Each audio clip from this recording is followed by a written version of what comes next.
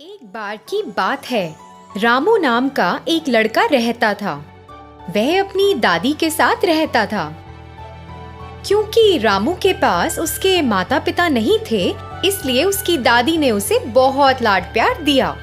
रामू को अपनी दादी के साथ समय बिताना बहुत पसंद था।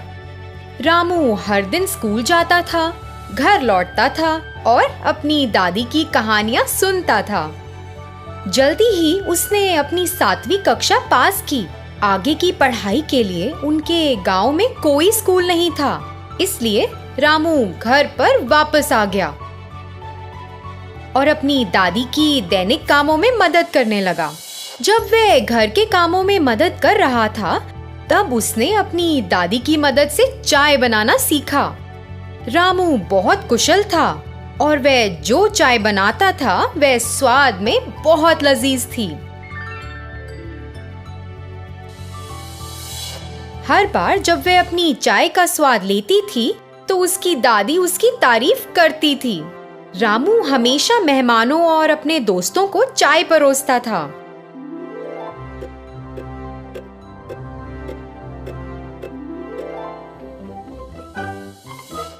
एक बार उसके अंकल दिवाकर ने कहा, आहा रामू, तुम्हारे हाथों में एक जादू है। क्या चाय है! यह सच में बहुत स्वादिष्ट है। धन्यवाद अंकल, मुझे खुशी है कि आपको मेरी चाय पसंद आई। मेरी चाय का स्वाद चखने वाले सभी लोगों ने मेरी बहुत तारीफ की है। रामू, तुम बाजार में हमारे गांव के लोगों के लिए अपनी चाय क्यों नहीं बेचते? मुझे यकीन है कि तुम इससे कुछ पैसे कमा सकते हो।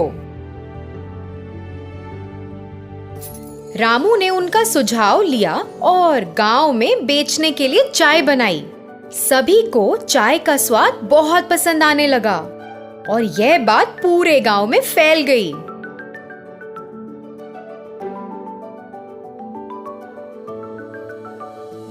आहा, वाह, क्या चाय है! ग्राम प्रधान ने रामू के इस हुनर के बारे में सुना और उन्होंने रामू को मिलने के लिए कहा। रामू, तुम्हारे हाथों में एक जादू है। तुम्हारी चाय कमाल की है। जी शुक्रिया, मुझे बहुत खुशी है कि आपको मेरी चाय पसंद आई।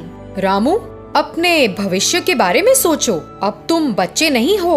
अब जब तुमने चाय बनाने में महारत हासिल कर ली है, तो तुम शहर में अपनी चाय बनाने क्यों नहीं जाते? शहर के लोगों को भी अपनी चाय का स्वाद लेने दो और मुझे यकीन है कि शहर के लोग तुम्हारी चाय को बहुत पसंद करेंगे और तुम इससे अच्छा पैसा कमा सकते हो। रामू ने प्रधान के शब्दों के बारे में सोचा और उसे लगा कि यह करना सही है। मैं आपसे सहमत हूँ। आप पूरी तरह ठीक हो, लेकिन मुझे नहीं लगता कि मैं तुरंत शहर जा सकता हूँ। अरे रामू बेटा, तुम इसकी चिंता ना करो।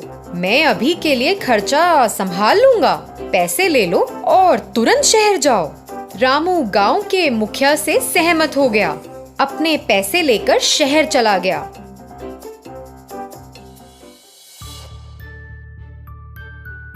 उसने चाय की थड़ी में एक व्यक्ति से संपर्क किया और उससे एक रोजगार मांगा। मालिक ने उसे अपनी दुकान में काम करने का मौका दिया। रामू तो बहुत खुश हुआ कि उसे एक चाय की दुकान में नौकरी मिल गई है। लेकिन रामू को वहाँ चाय बनाने का तरीका पसंद नहीं आया। दूध के बजाय वे दूध पाउडर का उपयोग करते थे। एक अच्छी गुणवत्ता वाली चाय पत्ती के बजाय वे सस्ती चाय की पत्तियों का उपयोग करते थे और कुल्हड़ के बजाय वे प्लास्टिक के कप का उपयोग करते थे। इतना ही नहीं, वे एक विशेष चाय बेचने का दावा करते थे। रामू इसे देखकर एक पल भी वहाँ नहीं रुकना चाहता था और अपने गांव वापस जाना चाहता था। उस घटना के बाद रामू चाय की दुकान के मालिक को देखने गया। सर, मैं यहाँ काम नहीं कर सकता। मैं ये नौकरी छोड़ना चाहता हूँ। क्या? तुम्हें तो यहाँ एक भी दिन नहीं हुआ और तुम छोड़ना चाहते हो? कम से कम मुझे एक कारण तो बताओ कि तुम क्यों छोड़ना चाहते हो। मुझे यह चाय बनाने का तरीका पसंद नहीं है। चाय बनाने के लिए आप जिस दूध का इस्तेमाल करते हैं वह मिलावट है। अच्छा, फिर चाय कैसे बनाई जाती है? हमारे पास रोजाना 20 नियमित ग्राहक आते हैं। क्या वे हमारे चाय के स्वाद को पसंद किए बिना ही रोज आते हैं? अगर हम असली दूध के साथ गुणवत्ता वाली चाय बनाते हैं तो सिर्फ 20 नियमित ग्राहक क्यों? मुझे यकीन है कि हम पूरे शहर को अपनी चाय की दुकान पर रोज पा सकते हैं। मेरे गांव में मेरे द्वारा बनाई गई चाय का स्वाद सभी को पसंद है। ओह, सच में? क्या इतनी कमाल है? ठीक है, फिर आइए देखें आप चाय कैसे बनाते हैं। मालिक रामू को रसोई में ले गया और रामू को यह दिखाने के लिए कहा कि वह चाय कैसे बनाता है। फिर रामू ने चाय बनाने की प्रक्रिया शुरू की। उसने शुद्ध दूध, अच्छी गुणवत्ता वाली चाय की पत्ती, शुद्ध चीनी और प्लास्टिक के कप की बजाय मिट्टी के बने कुल्हड़ का इस्तेमाल किया, जिसने चाय को शानदार स्वाद दिया। चाय बनाने की पूरी प्रक्रिया देखने में शानदार थी। मालिक और अन्य लोग जो इस प्रक्रिया को देख रहे थे वे हैरान थे और रामू की चाय बनाने की प्रक्रिया को देखते रहे। उसने चाय तैयार की और वहाँ के लोगों को परोसा। अरे वाह रामू, मैं तुम्हें गलत समझता रहा। मुझे सही में स्वाद बहुत पसंद आया।